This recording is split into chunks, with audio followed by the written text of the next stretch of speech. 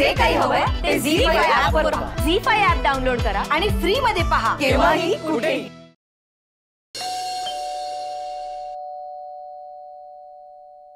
हाय.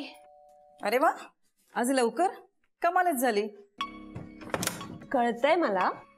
Sorry, मला उशीर झाला. उशीर? छे छे, अगं आत्ता तर कुठे रात्रीचे 12 वाजलेत फक्त. उशीर कसला? आणि तशी तू पत्रकार आहेस म्हटल्यावर आम्हाला समजून घ्यायला पाहिजे ना. अगं आई, खूप कामात अडकले होते मी. नको ना चिडचिड करू. नेहमीच आहे तुझं हे. अगं आई आहे मी तुझी, मला नाही का काळजी वाटणार? आणि तुला वाटत असेल की तू मोठी झाली आहेस, सगळे निर्णय स्वतः घेऊ शकतेस, पण आम्हाला तसं वाटत नाही, कळलं? निर्णय स्वतः घेऊ शकते म्हणजे कळलं नाही मला. सोसायटीतल्या गणपुले वहिनींनी मला फोन करून सांगितलं की तुझी मुलगी टीव्हीवर दिसतीये. तेव्हा आम्हाला तुझ्या त्या कार्यक्रमाविषयी कळलं. अगं विचारणा सोड, साधं सांगितलंही नाहीस तू आम्हाला, दुसऱ्यांकडून कळतंय. अगं हो, पण सांगू कधी? मी ऑफिसमध्ये गेल्यानंतर चॅनलच्या एडिटरनी सांगितलं की आत्ता अचानक सुरू करायचंय. म्हटल्यानंतर खरंच वेळ नव्हता. अगं पण काय गरज आहे हे असले कार्यक्रम करण्याची? तू म्हणाली होतीस ना ती तुझी शेवटची असाइनमेंट आहे, म्हणून आम्ही तुला जायला दिलं होतं. मग पुन्हा ही असली कामं कशाला करायची आहेत?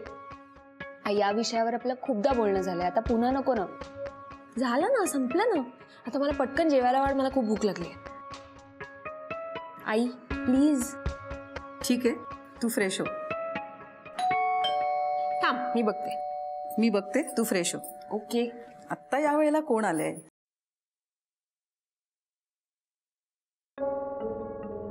काय ग आत्ता या वेळेला? काय झालं? काही नाही. गार्गी आली आहे का? हो, आत्ताच आली. ठीक आहे.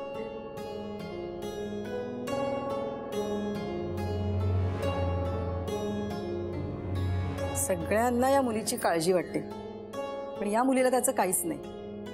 काय माहिती काय होणार आहे.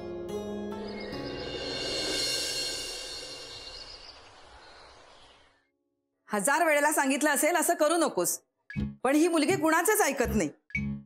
मी बोलले की माझी चिडचिड दिसते, पण यामागची माझी काळजी नाही कोणाला कळत. झालं तुझं स्वतःशी बडबडून झालं का? स्वतःशी बोलत नाहीये मी, तुम्हाला ऐकू यावं म्हणूनच मोठ्याने बोलतेय. हो, असं आहे का?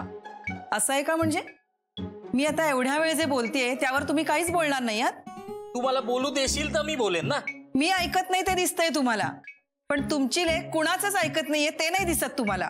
हो, आता माझी लेक म्हणजे तिने तुझ्या मनासारखं केलं की माझी लेक, आणि जरा मनाविरुद्ध केलं की तुमची लेक तुमच्यावरच गेलीये. काय आहे स्वाती? बरोबरच आहे. मग तो कार्यक्रम हाती घेताना तिने आपल्याला विचारायला नको होतं? तू ना उगीच काळजी करत असते. आई, अगं काय झालंय ना आपलं बोलणं या विषयावर. मी सांगितलं ना तुला सगळं काय काय झालं ते. तरी पण तू विचारायला हवं होतंस.